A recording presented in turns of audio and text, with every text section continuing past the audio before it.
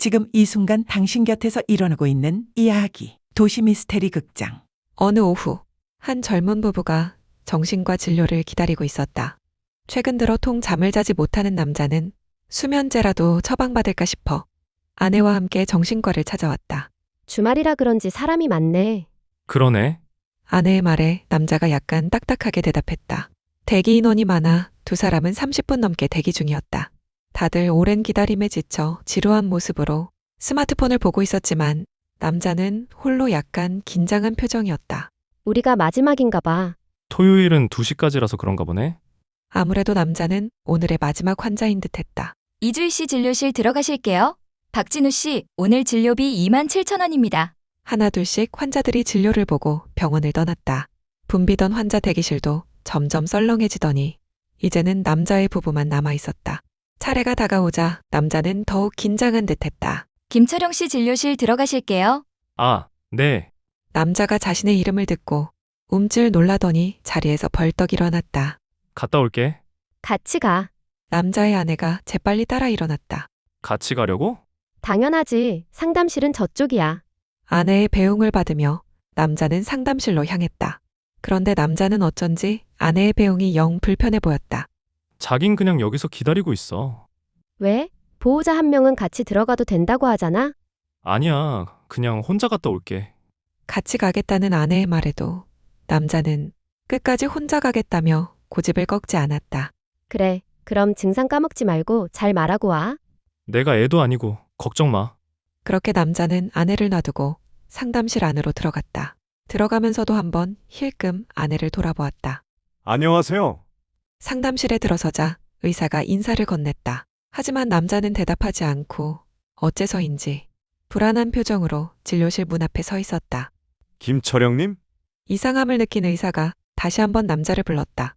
하지만 남자는 이번에도 의사의 말을 무시한 채 이윽고 진료실 문에 귀까지 가져다 댔다. 의사는 잠시 고개를 갸웃하더니 익숙한 듯 가만히 기다려주었다. 정신과라는 특성 때문에 이상행동을 보이는 환자들이 많았기에 그런 듯했다. 출입문에 귀를 대고 진지한 얼굴로 집중하던 남자는 잠시 후 안도하듯 상담석에 앉았다. 의사는 크게 개의치 않고 상담을 준비했다. 죄송합니다. 아닙니다. 남자의 사과에 의사는 그렇게 대답하며 키보드를 두드리는 손가락이 바빠졌다. 아마도 남자의 특이한 행동을 진료 내역에 기록하고 있는 듯했다.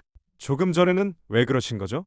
의사는 본격적으로 대화를 시작하려 했으나 남자는 여전히 집중하지 못했다. 자꾸만 출입문 쪽을 슬쩍슬쩍 바라보며 불안해 보였다. 의사는 그가 마음을 가라앉힐 때까지 가만히 기다려주었다. 아무래도 마지막 환자이기 때문에 조금 더 자비를 베풀려는 듯했다. 선생님, 잠시 후 마음을 가라앉힌 남자가 조심스럽게 입을 열었다. 네, 편하게 말씀하십시오. 그냥 제가 정상이라고 진단서 하나만 끊어주십시오. 다짜고짜 진단서를 요구하는 남자의 태도에 기분이 나쁠 법하지만 의사는 여유로운 미소를 띠며 말했다. 죄송하지만 함부로 진단서를 떼드릴 수는 없습니다. 대체 무슨 일 때문에 그러시죠? 남자는 깊은 한숨을 내쉬고는 진지한 표정으로 물었다. 선생님께서는 제가 미친 사람 같아 보입니까? 남자의 질문에 의사는 희미한 미소를 지으며 대답했다. 김철영님, 무슨 일이 있는 건지 천천히 설명을 좀 해주시겠어요? 의사의 말에 잠시 무언가를 생각하던 남자는 살짝 인상을 쓰며 고개를 가로저었다. 어차피 제가 말씀드려도 믿지 못할 겁니다. 그럴 수도 있죠. 그래도 여기까지 오셨으니 한번 말씀해 보시는 게 어떻겠습니까? 정신과 의사답게 당황스러울 법한 환자의 태도에도 부드럽게 어르고 달래며 자연스럽게 대화를 이어나갔다. 그럼 제가 말하는 거 다 믿어줄 수 있습니까? 우선 이야기를 한번 들어보죠. 제 말을 믿어주신다고 약속해 주십시오.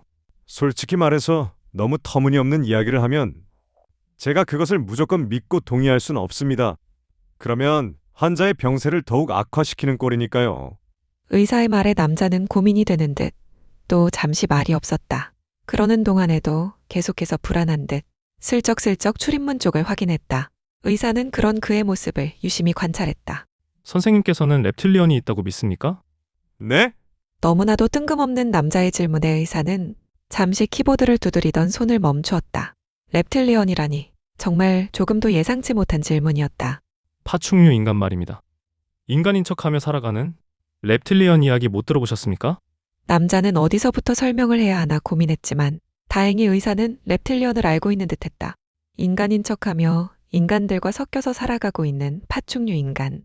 한때 그들이 인류를 지배하고 있다는 괴담이 세상을 떠들썩하게 했었다. 저도 알고 있습니다. 지금껏 계속 여유 있는 미소를 띠며 말하던 의사는 조금 진지한 표정으로 말을 이었다. 김철영 씨. 하지만 그건 그저 음모론입니다. 과학적으로 밝혀지지 않은 인터넷에 떠도는 그저 허무맹랑한 이야기입니다. 아닙니다. reptil리언은 실제로 있습니다. 남자가 단호한 투로 의사를 똑바로 노려보며 말했다. 의사는 순간 약간 움찔했지만 재빨리 다시 표정을 가다듬고 차분하게 물었다. 어떻게 그렇게 확신하는 거죠? 그건 남자는 잠시 망설이더니 다시 한번 단호하게 의사를 바라보며 말했다. 제 아내가 reptil리언이기 때문입니다. 환자의 상태가 생각보다 심각하다고 판단해서일까? 의사는 약간 놀란 듯 잠시 굳어 있었다. 그리고는 잠시 후 약하게 숨을 고르며 조심스럽게 물었다. 정말로 그런 게 있다면 여기로 올 게 아니고 경찰에 먼저 신고를 하셔야 하지 않습니까? 당연히 신고를 해봤습니다. 하지만 저를 정신병자 취급하더군요. 의사는 이해가 간다는 듯 살짝 고개를 끄덕이며 한동안 키보드를 바쁘게 두드렸다. 아무튼 그래서 여기로 왔습니다. 선생님께서 제가 정신병자가 아니라는 걸 증명만 해주십시오. 의사는 곤란한 듯 잠시 대답을 망설였다. 정신과 의사로서 자신의 아내가 reptil리언이라고 주장하는 남자를 정상인이라 처방을 내릴 수는 없었다. 의사는 조금 더 대화를 이어나가 보기로 했다. 우선 너무 성급하게 그러지 마시고 조금만 더 이야기를 나눠보죠. 어쩌다가 아내분을 reptil리언이라고 생각하게 된 겁니까? 처음 의심하기 시작한 건 몇 년 전이었습니다. 남자는 담담하게 말을 이어나갔다. 어느 날 아내가 몸이 안 좋아진 것 같아서 아내가 자고 있을 때 체온을 측정해봤는데 아내의 체온이 30도였습니다. 혹시 체온계의 고장일 수도 있지 않습니까? 그럴까봐 체온계를 3개나 바꿨습니다. 아내는 항상 30도 정도를 유지하고 있었습니다. 막힘없이 대답하는 남자를 보며 의사는 표정이 조금 더 심각해졌다. 하지만 체온만 가지고 reptil리언을 의심하는 건 조금 너무 나간 것 같은데요? 혹시 다른 것도 있습니까? 네, 교차로에서 신호를 기다릴 때였습니다. 반대편 차량의 불빛이 너무 밝더군요. 아내에게 상대차 전조등이 너무 밝지 않냐고 물어보려고 고개를 돌린 순간 저는 똑똑히 봤습니다. 무엇을 보셨죠? 아내의 동공이 세로로 찢어져 있었습니다. 남자의 증언이 이어질수록 의사의 표정은 점점 더 심각해졌다. 그건 갑자기 너무 밝은 것을 봐서 동공이 순간적으로 수축하는 모습을 착각했을 수도 있을 것 같은데요. 의사의 말에 남자는 한숨을 내쉬었다. 그리고는 자신의 스마트폰을 꺼내더니 테이블에 내밀었다. 그럼 이것도 제 착각입니까? 이게 뭡니까? 허물입니다. 누가 봐도 파충류의 허물이죠. 하지만 당연하게도 저희 집에서는 파충류를 키우지 않습니다. 의사는 유심히 사진을 확인했다. 선생님, 저는 미치지 않았습니다. 제발 제 말을 믿어주십시오. 의사는 잠시 말이 없었다. 그리고는 잠시 후 고개를 끄덕이며 안경을 벗기 시작했다. 김철영 씨는 확실히 정상이시네요. 의사의 말에 남자의 표정이 밝아졌다. 그동안의 서름과 드디어 자신을 믿어주는 사람이 나타났다는 감동에 눈가가 촉촉해졌다. 아니 선생님. 하지만 이내 남자의 표정은 다시 딱딱하게 굳었다. 의사의 눈이 점점 파충류처럼 변하고 있었다.